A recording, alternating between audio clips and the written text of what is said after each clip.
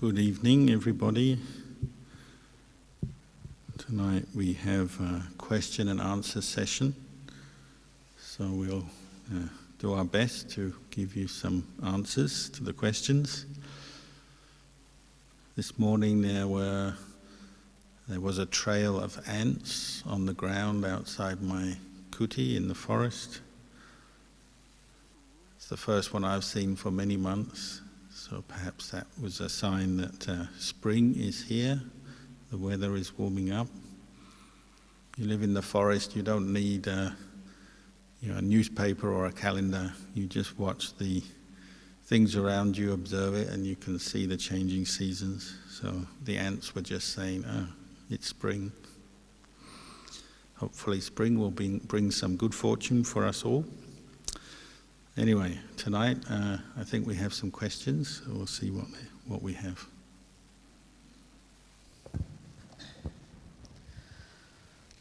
So the first question is a two-part question. Dear Luang Pa, can you please provide some insight what is meant by penetrating into the Four Noble Truths? And the second part is, how are the Four Noble Truths, the Noble Eightfold Path, and the 7 factors of awakening connected to one another?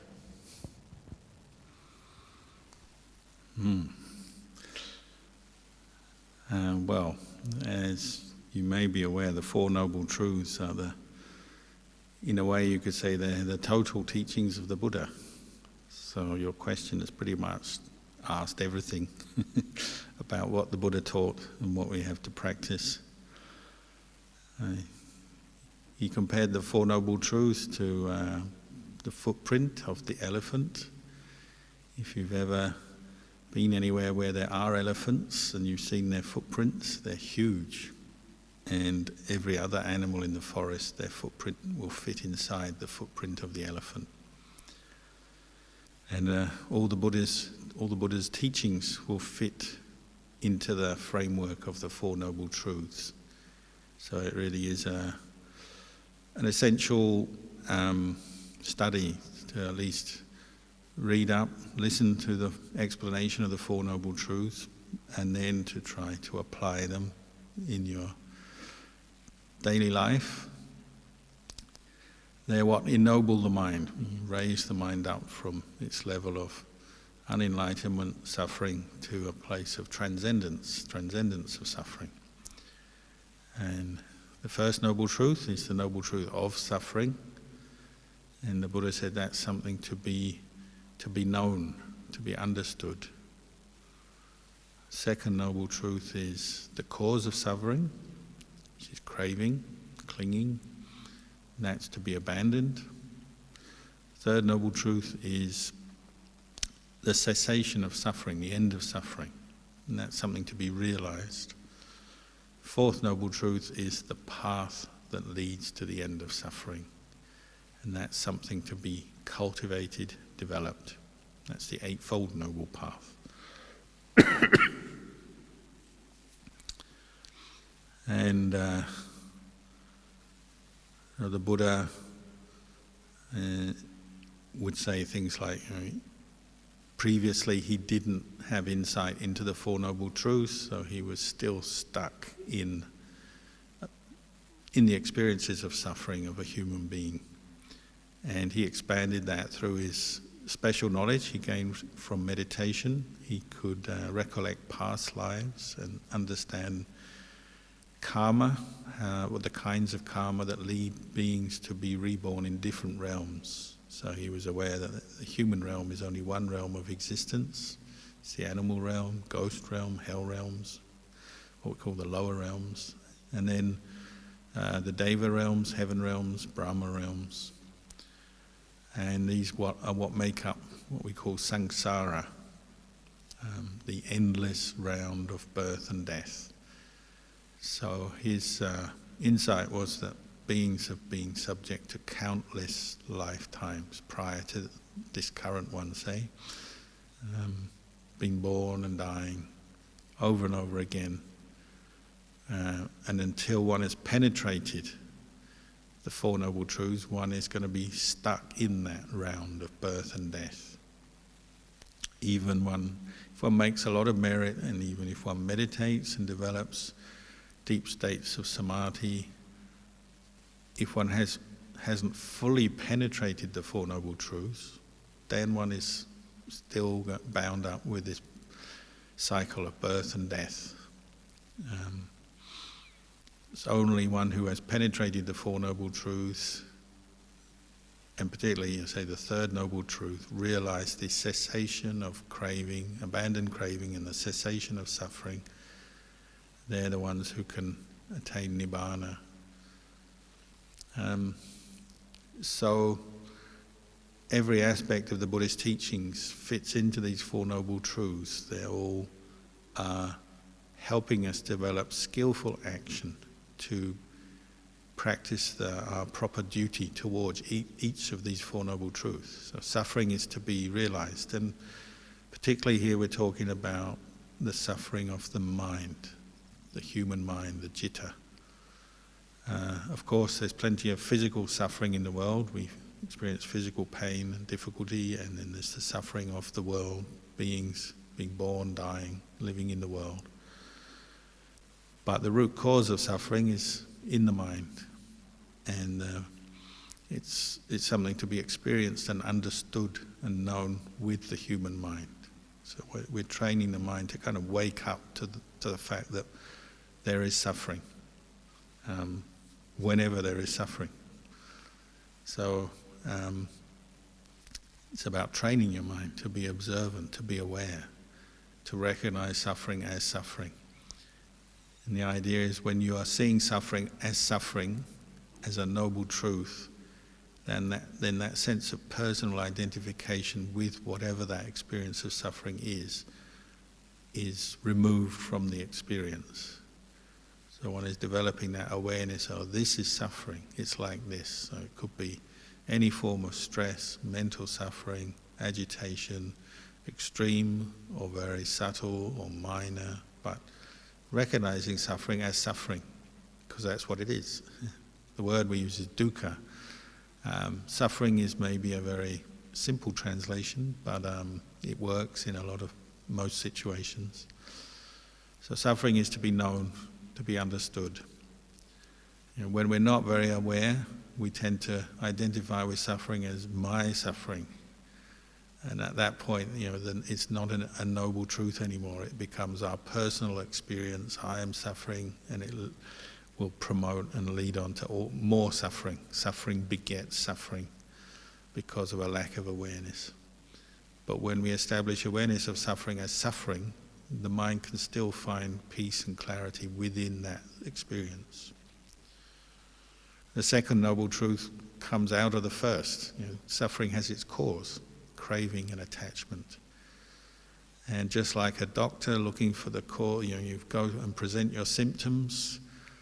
Like at the moment, you've got no taste in your mouth, you can't smell, you've got a fever, you've got a sore throat, you go to the doctor, quickly they'll give you a test to see if you've got coronavirus.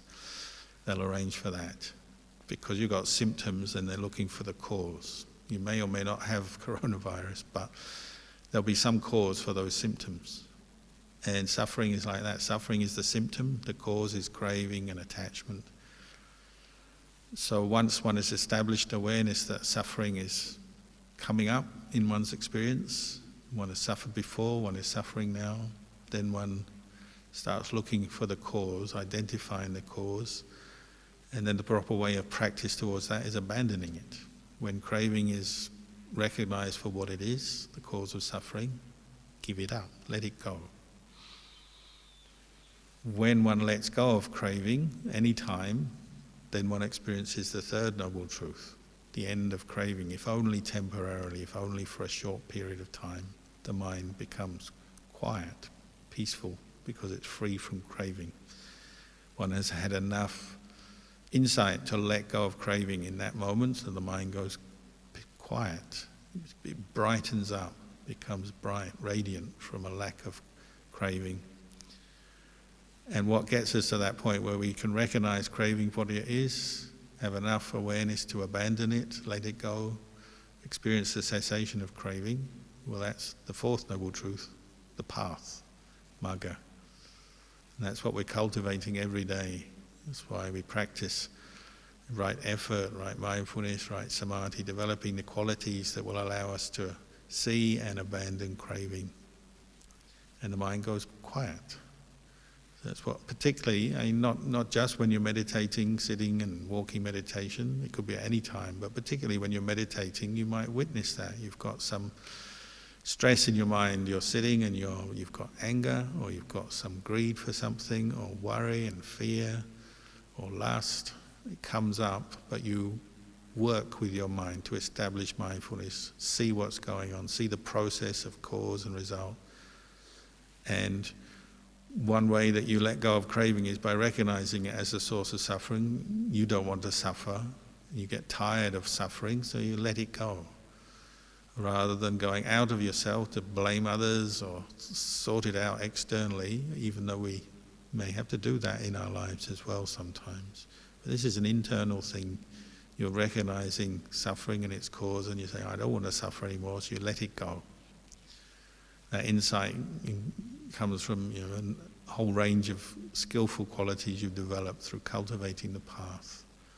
And you get tired of suffering.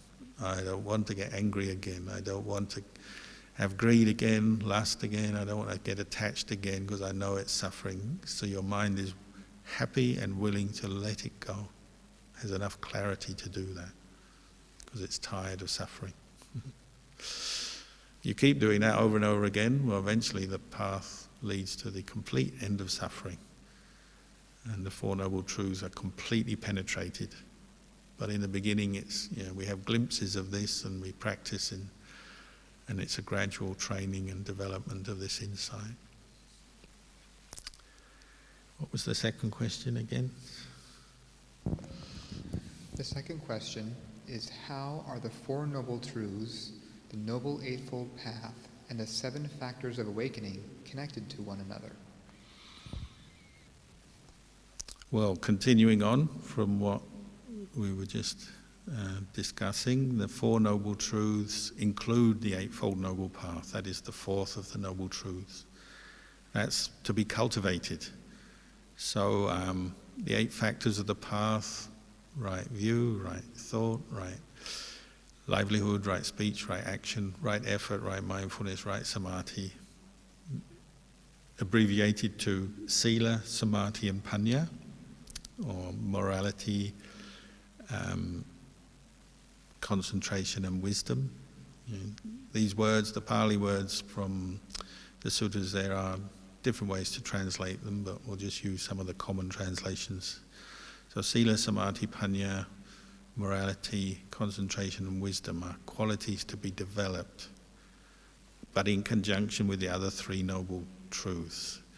So perhaps the important factor of the Eightfold Noble Path is samadhi, right view, which we gain by listening to the Dhamma, reading the sutras, listening to the Dhamma, particularly from experienced teachers, ideally the noble ones who have penetrated these 4 Noble Truths for themselves and can speak from direct experience. So they're going to be the best teachers.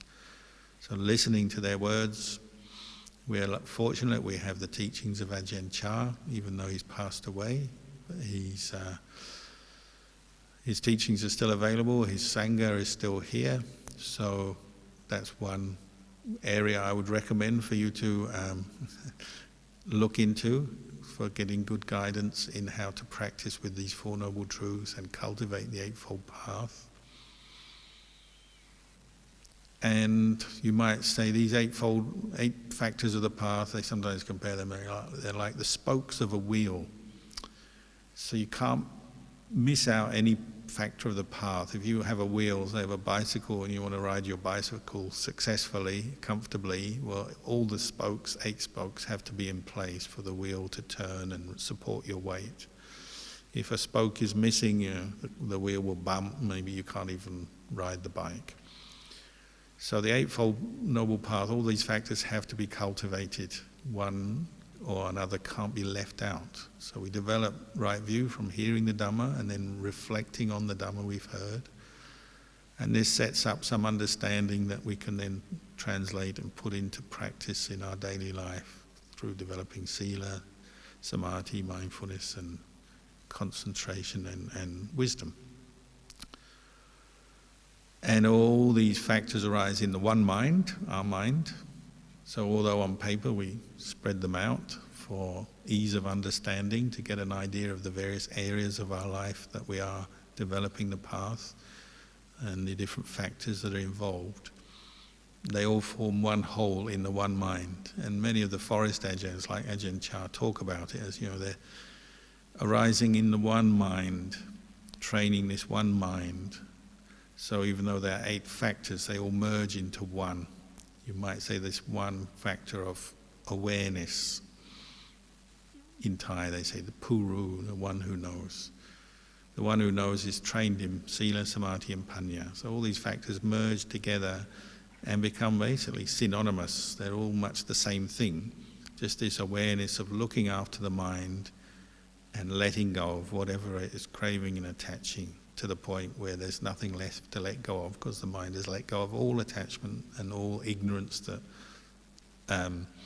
supports attachment. And this is how the 7 Bojjhangas, 7 factors of enlightenment come in. They're kind of an explanation of what is happening when you practice the path and these factors come together. Then they merge in this one who knows, the awareness. And this awareness, when cultivated, is like the first factor of the 7 factors of enlightenment, 7 factors of awakening. Sati, mindfulness.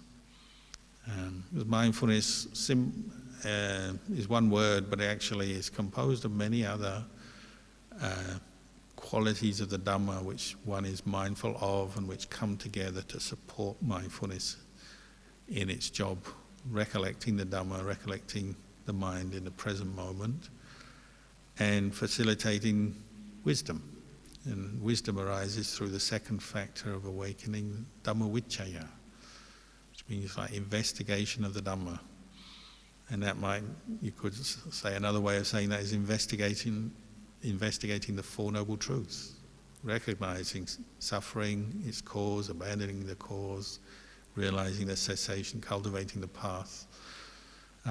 There's a lot more to it than that, but in brief, investigating the Dhamma, investigating the nature of phenomena, investigating the nature of body and mind, or what we call the 5 khandhas, because that's where we crave and cling. We cling to the body, feelings, memories, thought formations, and sense consciousness. And that's the cause of our suffering. When we've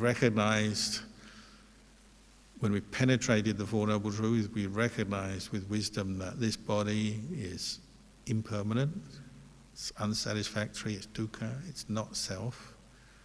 Then insight arises and the mind wants to let go of what it's clinging to, because it knows if I keep clinging, I'm going to keep suffering. So it's letting go of its wrong views, wrong thinking, clinging to the body and mind as self. You might call this the practice of vipassana, meditation. But this is bringing this practice of mindfulness, investigation of the Dhamma, has its cumulative effect on the mind. It brings energy, it brings piti, which is like rapture, joy. It's an enjoyable process, letting go of craving and attachment, seeing the Four Noble Truths, seeing the 3 characteristics of physical and mental phenomena. It's an enjoyable process. It leads to peace of mind. It leads to a new kind of happiness that's not based on the happiness of the world, sensuality. And so with that happiness and joy of piti, then also one gets tranquility, passaddhi, of body and mind. All of these qualities are helping the mind to really penetrate the Four Noble Truths, because when you have calm, peace, joy, tranquility, the mind is ready to accept quite difficult truths to accept, to accept the fact that there is no self in experience. What does that mean? Well, it's something you have to investigate, but most people don't like that as an idea. Letting go of self doesn't sound very attractive. If I let go of self, then I'll have nothing. And who wants to have nothing? But as an experience, maybe having nothing is quite pleasant. You have nothing, you've got nothing to worry about. You've got no suffering. So tranquility of body and mind, rapture, helps the mind to develop calm, concentration, samadhi, so it can focus on this awareness of the emptiness of form, emptiness of mental experience, meaning empty of self, without attachment to self, without a wrong view of self. And this leads to upekkha, the last of those 7 factors of awakening. Upekkha means equanimity towards physical, mental phenomena. The mind no longer gets stirred up by pleasure and pain, no longer gets excited by the world, depressed by the world. It's calm because of clarity of insight. It's no longer deluded by the world. It doesn't crave the world, so it's calm. So it's considered, a very highly developed state of mind. It's a maturity of mind when one has upekkha, equanimity towards conditions. It's not something you can just will into existence. I'm not going to get bothered by anything. Kind of tighten your fists and nothing's going to bother me. You can do that for a while and then you collapse. It comes actually through these 7 factors of awakening, working, supporting each other. They're like 7 friends supporting each other. So there has to be tranquility as well as equanimity. There has to be mindfulness and insight as well. They all support each other in the awakening of the mind and letting go of craving and attachment. So those questions are quite good questions, but quite detailed. You can spend a lifetime studying and practicing this, and that's what I'd recommend you to do. Put effort into practicing the 4 Noble Truths, developing the path, cultivating the 7 factors of awakening. They won't disappoint you. Everything else in the world will disappoint you because it's all impermanent and you can't cling on to it. But the insight you get from practicing the Dhamma leads to true, lasting peace, ultimately to Nibbana. Really nothing better.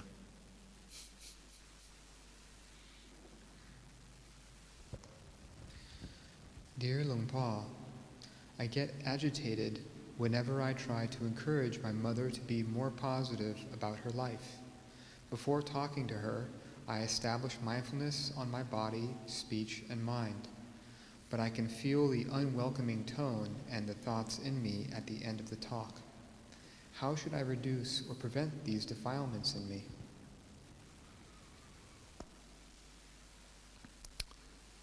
Well, first of all, relationships with parents are very challenging for everyone, so you're not alone. It's part of life. Learning to develop a skillful attitude, skillful relationship with one's mother or father. But it sounds like you already have a kind of idea what you have to do. Like you say, establish mindfulness of body and mind when you're engaging with your mother. We have this deep bond relationship with our mother, particularly our mother, because she gave birth to us, and her personality apart, all the good that she's done in sacrificing her physical and mental well-being to bring us into the world and raise us is an amazingly good act that our mother has done, a good karmic act. And whatever else you think about her, you can't deny that because you're here. You wouldn't be here without your mother. And so it's a very special relationship, and the Buddha pointed out that a wise person who reflects on things will have to accept that, even if they don't particularly like their parent or they find their parents have done unskillful things. You can't deny this relationship and that special debt you have to them. So it is correct to try and do what you can for your parents. The Buddha encouraged us to encourage them to practice sila, listen to Dhamma, establish them in faith in Buddha and Dhamma Sangha if you can, and in whatever way you can to give them reassurance, especially as they get older, when they may feel more insecure, more vulnerable, more alone, more frightened.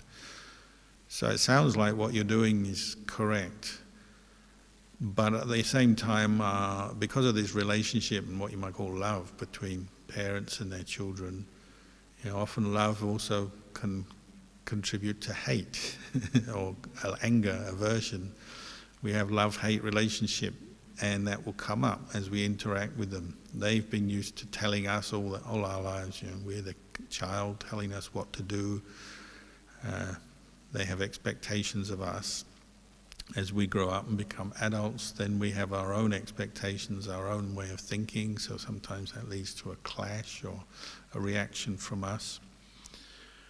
Or sometimes just the love and the kindness we want to show back to our parents means that when they are depressed or suffering, and we do spend time with them, which is very good, communicating with them regularly, spending time with them, helping them in whatever way we can is all good. But it also means our mind will tend to pick up on their state of mind very easily because this bond is so strong. If you meet a stranger who's suffering, you might still feel empathy and compassion, but it's almost certainly going to be a much stronger feeling as an emotion if you're dealing with your parent. And if your parent is suffering, your mother is depressed or negative, you'll tend to feel that. So you have to know how to manage your own emotional reaction to that. And like you say, maybe you talk to your mother for a while, then you finish that conversation, and at the end you feel drained or you feel negative. Hopefully it's a bit of an exchange, so hopefully your mum actually feels better for the communication. So she feels fine or better, you feel worse. But step back from the whole experience, go and find some time to quietly meditate and reflect back on your conversation and your relationship with your mum. You might feel that the feeling of negativity you're picking up at the end of the conversation, it's only temporary, and it's just stimulated by old habits, ways of talking to each other, old perceptions. It may not actually be anything very important or very serious or very deep. Maybe something you can quite easily let go of. If you go away, have some time for yourself, relax, do some meditation, breath meditation, let go of some of that negative feeling. You might quickly return to a state of normality, and you realize it's only just a feeling that comes up because of your interaction with your mum, your concern for her, you're spending time with her. Well, it does draw out some physical and mental energy from us, and then we may feel some negative thoughts ourselves. So try and develop more mindfulness around that. Certainly see the importance of having time for yourself to relax and regenerate your own sense of mental well-being, and meditation can really help with that. And then just keep bringing up the goodwill and the patience while you're interacting with your mum. Because when you're patient, we say patiently mindful, or mindfully patient, whichever way you like saying it. Those two qualities will help you to keep interacting with your mum, and also at the same time keep your own mind at peace as you're doing it, and that's your aim.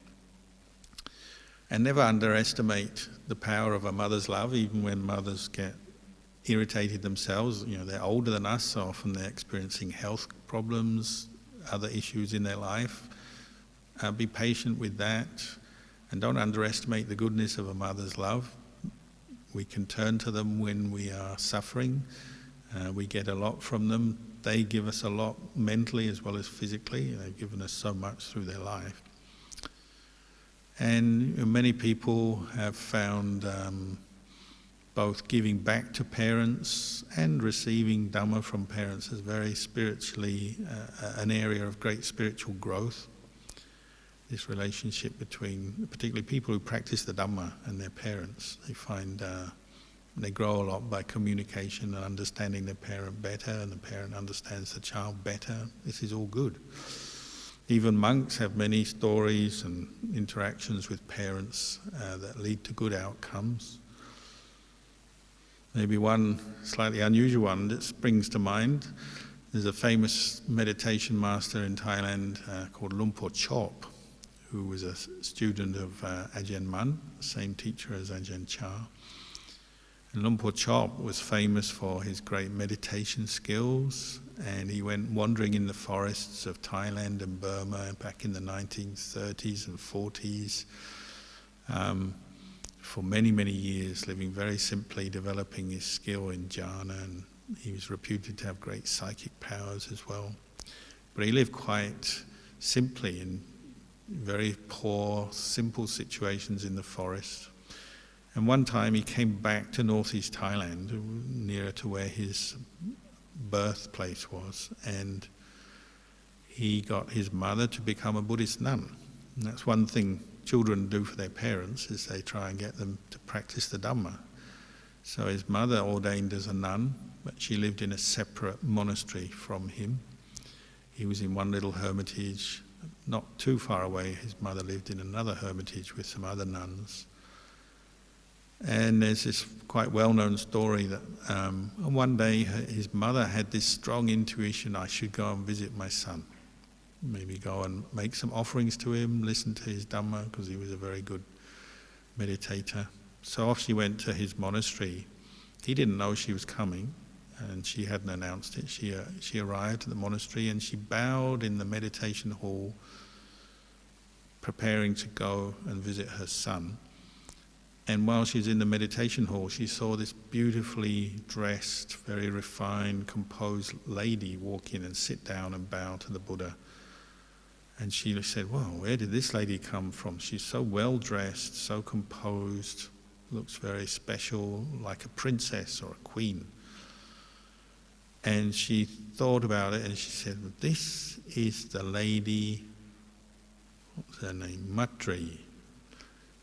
Lady Matri, so the Princess Matri. Princess Matri was the wife of Prince Vesantara in the last life of the Bodhisattva before he became a Buddha. The Jataka tale, Vesantara Jataka, is a very famous life story of the Buddha where he practiced dana barami, sharing, and practiced giving up, sacrificing everything he owned.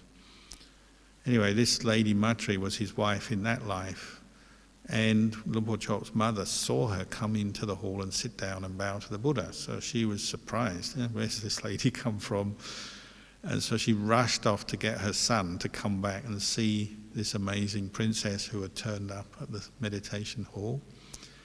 So she went to her son's tiny little hut, kind of bamboo hut in the forest, and shouted for him, saying, son, or Chop, whatever way she would address him, maybe Venerable Chop, come down. Lady Matri is up in the sala, you've got to come and see her. You know, this famous princess from the Buddha's past life. So he heard this and he thought, oh, what's going on here? I better come out.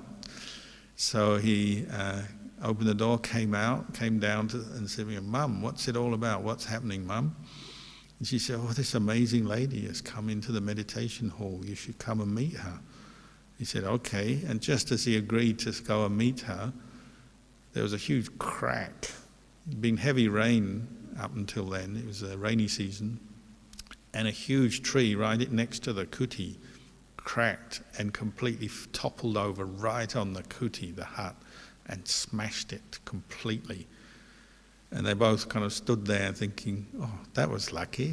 If Ajahn Chop had been in the kuti and he'd actually been having a rest because he'd been meditating late at night, so he was tired. So he had been having a rest. If he'd still been resting, he'd have been killed.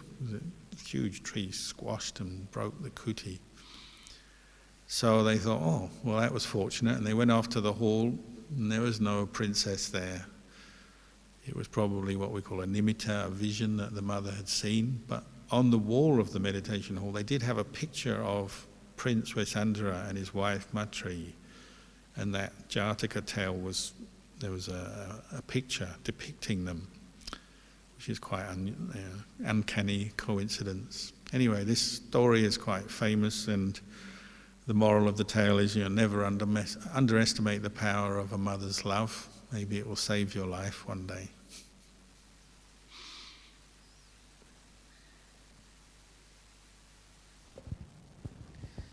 Dear Luang Por, when a lustful or unwholesome thought arises during meditation, Do we stop it and abandon it right away, or simply watch it and note the thought arising and passing away? This is a very commonly kind of asked question. Mental defilements, cravings, attachments that come up, divided into either greed, which includes lust, anger and hatred, or delusion, or combination of the three. And so lust is one particularly that plagues the minds of those who keep the 8 precepts, or the monks and nuns who are following the Patimokkha. If you're practicing celibacy, it will definitely be a cause for lust to arise in your mind because you've cut off the outlet. But even in daily life, of course, lust will arise because we're surrounded by things that tempt our lusts. So, whether it's on the internet, magazines, pictures, paintings, or just meeting people who we find attractive, lust will be stimulated. And what we tend to do when we're not mindful is capture a lot of images, just like a computer captures images. Our mind can capture images of what we like. So we may be happily married or have a partner, or we may be single, but we've captured all these images from the past, and maybe for many years. So when the conditions are right, they'll pop up. So whether it's meeting someone in real life that stimulates attraction, sexual desire, or lust, or it's just a memory, a mental proliferation, a sexual fantasy, they will come up from time to time. So when they come up, what should you do? Well, first of all, is recognize this is a mental defilement, and mental defilements are the cause of suffering. Do I want to suffer? No, therefore let it go. And practice is often about finding the most effective, quickest and most effective way to let that defilement go. So one of the practices that we are recommended to pursue, it's not an easy one, but it is helpful, is the development of what we call the perception asupa sanya. Asupa means the perception of the unattractive, the unbeautiful, as opposed to the supa sanya, which is the perception of the beautiful.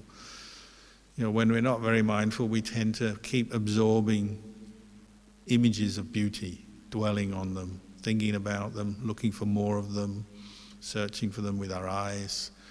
We are always looking for beauty, and we refine that. We have our particular taste in physical form, just like we do in art or anything else.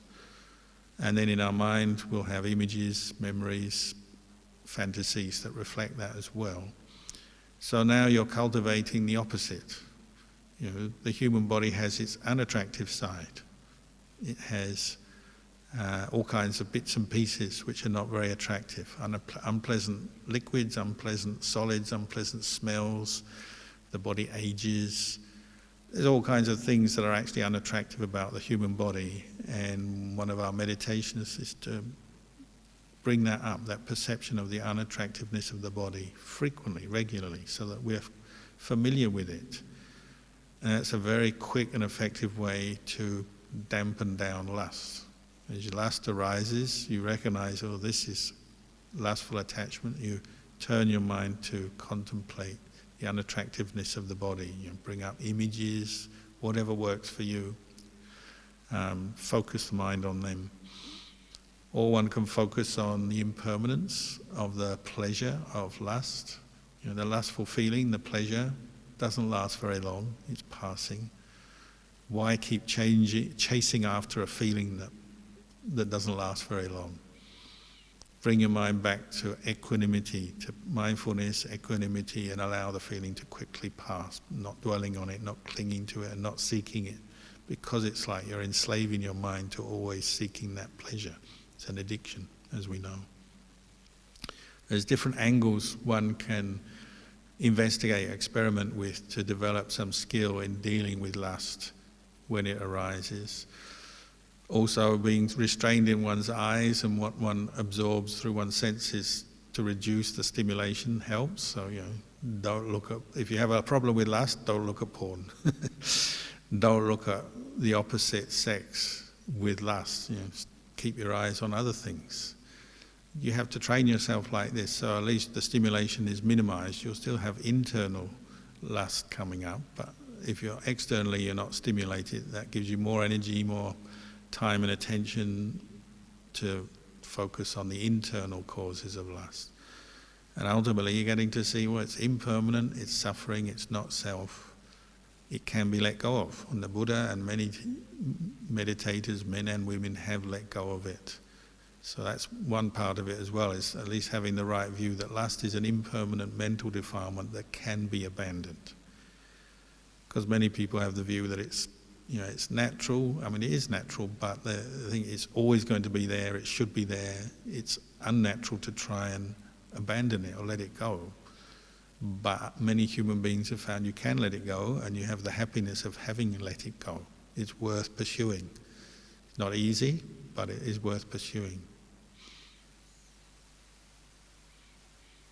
Maybe I'll just thinking back, when I was a kid, one of my memories from when I was a kid, maybe it's 50 years ago, I remember watching one movie. I think it was called She. It's a Hollywood movie from the 60s, I guess. It's about 50 years ago. I can't really remember the plot, it's so long ago, but the thing I remember still to the day is this image, the heroine, the female actress who was leading it. I don't know the story, whether she was a goodie or a baddie, I don't know, but she had discovered the eternal source of life, so she was always young, attractive, which is probably what we would all like. In our mind, we'd like to stay young and attractive forever. She had discovered that, but then for some reason she had to give it up. So at the very end of the movie, she gave up her source of eternal life, and I can't remember what she did. She stepped into a fire or something, but there's this image, the Hollywood image of the beautiful lady gradually aging before your very eyes on the screen. I always thought, there's the one time Hollywood got it right. Usually they get it wrong, but they got it right. And she aged from being like 25 or whatever, beautiful. She started to age, and she became thinner and decrepit and bent over and wrinkled, and her hair went grey and her teeth dropped out, and she looked worse and worse and became smaller. Like, when you get older, you get smaller. And gradually she just collapsed to the ground and died. So it's like what we call an asupa nimitta, a vision of the unattractiveness of the body right before your eyes. It's like Hollywood have taken something out of the suttas, because the Buddha sometimes would teach people to do this as a meditation, and it worked. So they did it. Hopefully someone got enlightened watching that movie.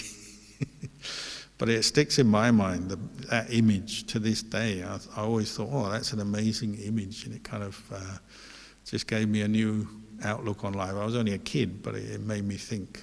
So there are examples of the unattractiveness of the body all around us in our day, in our life.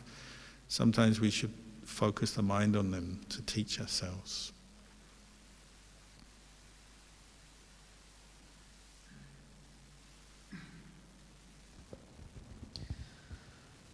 The last question this evening. Dear Ajahn, what is the best attitude to have when practicing generosity? Best attitude. Well, like many good things the Buddha taught, do it, and do it a lot. Because it's a practice of letting go. It's a very clear and direct way of letting go. Generosity, the word in Buddhism is dana.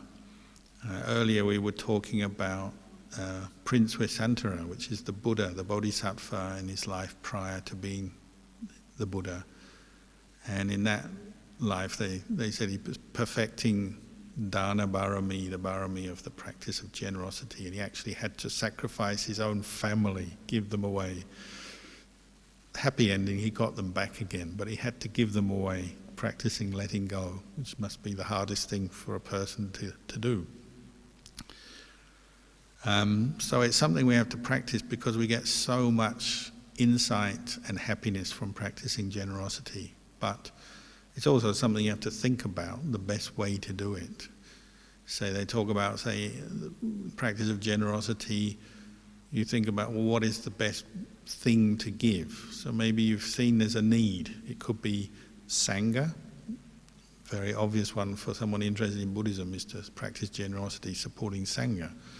Or it could be helping somebody in need, someone who's sick, someone who's poor, someone who's in difficulty, someone who needs knowledge, needs help. There's many, many ways we can practice generosity in life. But to actually think, what is the best way to practice this? What is the thing that will be useful? What gift to give? If it's a generosity of a gift, a material gift, what is the right gift? The Buddha said there's some things you shouldn't give away. Don't give away weapons because they'll be used to cause harm. Don't give away alcohol because it'll get people drunk. The only time people give alcohol to monks usually is when they want to give it up. So sometimes it happens you're on arms round somewhere. It's happened to me before. And they say, Ajahn, I've decided to quit drinking. Can I give you my bottle of beer or can of beer? And you accept, not because you're going to open it and drink it, but you're accepting to help them. They're making a firm commitment to give up, so they give you. But normally speaking, you don't give alcohol. You don't give things that will harm people or lead them into harm. You give useful things. So you have to think about it. What's a useful thing to give that will be supportive to that person in what they're doing, whether it's supporting Sangha or supporting a charity or something. If you're volunteering, another way of practicing generosity, well, think, what can I volunteer? Maybe you just volunteer your time or you have some skills. You think about it, what's the best? And you think about who you're giving to. Is that person going to use the gift wisely? Is it going to be a useful gift to give, and will it come to fruition? Will be something that's made use of? No point giving something that the person is not going to use. So try and give things that are useful, will go on to produce benefit for those people that you're supporting. You might think about the state of mind of the person you're helping. What will they do with the gift? Will they use it to practice the Dhamma and do more good? Or will they use it for not so good ends? So I commonly mention one, somebody who's maybe a homeless person, and they drink a lot, so you give them money, they're just going to spend it on alcohol. So rather than giving them money, you give them food so that they can stay healthy, rather than giving them money which they may use that will end up harming them. So there's a certain amount of reflection to be done when you're practicing generosity.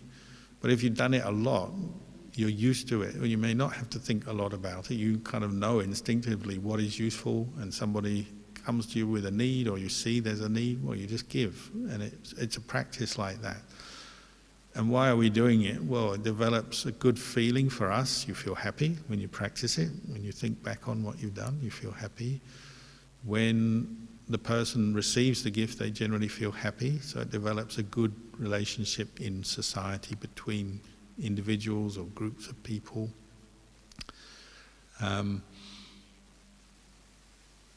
And on a more subtle level, it's helping you to let go of some of your craving and attachment, which is why sometimes, the practice of giving and generosity, it leads to a little internal doubt or battle, because, sometimes part of the mind says, oh, I should practice generosity, and then another part says, but I could use that for myself, or I want to hold on to that, because one of our deepest attachments is just to, accumulating wealth, seeking security in wealth, possessions, property, money, everything.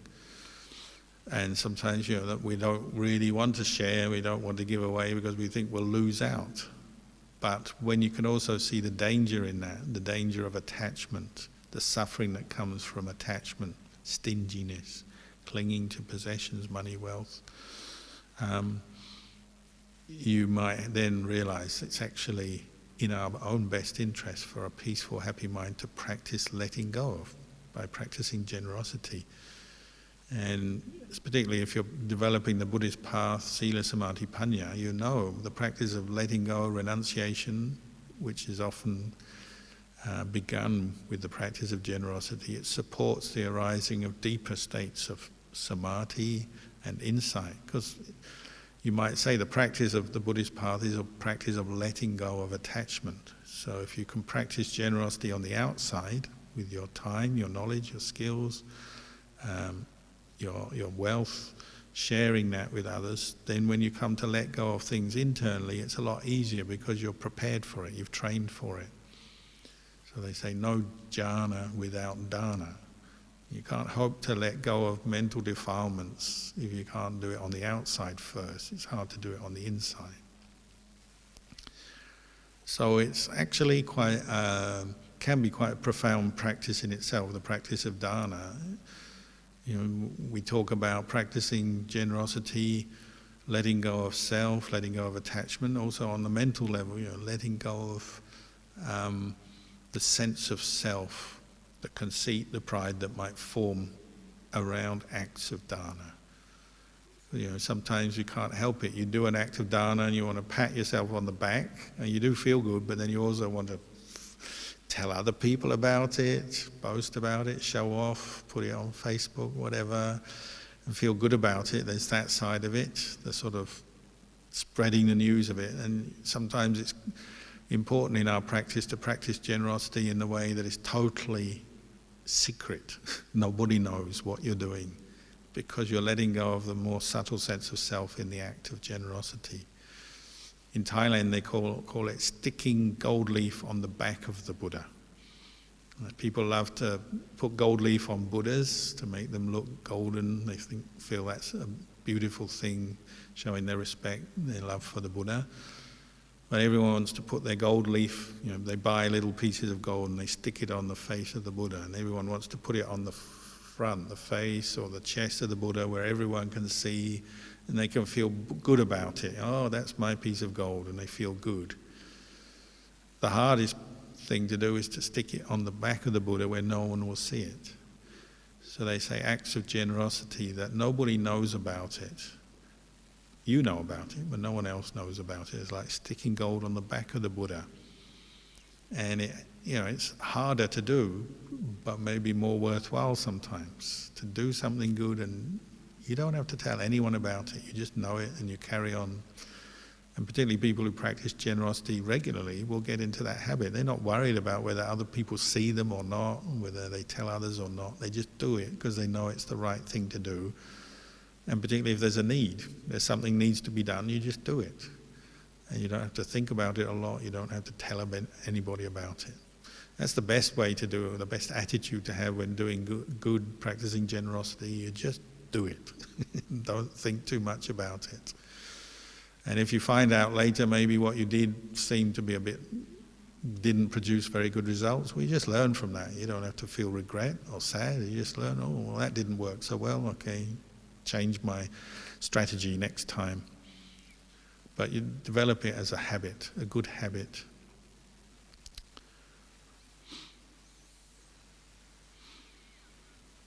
One other good thing about practicing generosity is it does have a good effect on others. It's like giving a nudge to the generosity in people around. So if one person is practicing generosity regularly, it tends to encourage others to do it. They see the goodness of it, they see it as a good thing. So you particularly see that with spiritual teachers or people who are just very committed to the practice. They have a good effect in society when we do. Sometimes it is good to hear about the good that others do. So sometimes you hear other people practicing generosity. It feels good. It reminds you to do it, and it makes you feel good about them and just society and seeing humanity in general. And it's actually something we overlook, because every day people are practicing generosity, acts of kindness every day in the world. It's just you never hear about it. It doesn't make the news. There may be one little news item on an evening news program or something of somebody practicing generosity, which is good. But actually there's millions and millions of acts of generosity going on every day, within families, in workplaces, in society, between strangers. It's part of what makes the world go round, makes the world tick. It's just often, we overlook it or forget about it. If suddenly there wasn't generosity taking place in the world, or the world would be a much darker place, we'd basically become kind of like just robots or animals, just sort of competing with each other for the resources of the world. There is enough generosity that the world can cope and manage at the moment. We can always do with more, of course, but there's a lot going on that we shouldn't forget about or overlook. So, just a few reflections on generosity to finish with. Having said that, there's a couple of other kinds of generosity I didn't mention. One is the generosity of giving forgiveness. Often we see generosity as something you practice with material things, but there's also the giving of your heart, giving of forgiveness to people who have hurt your feelings or annoyed you, whatever.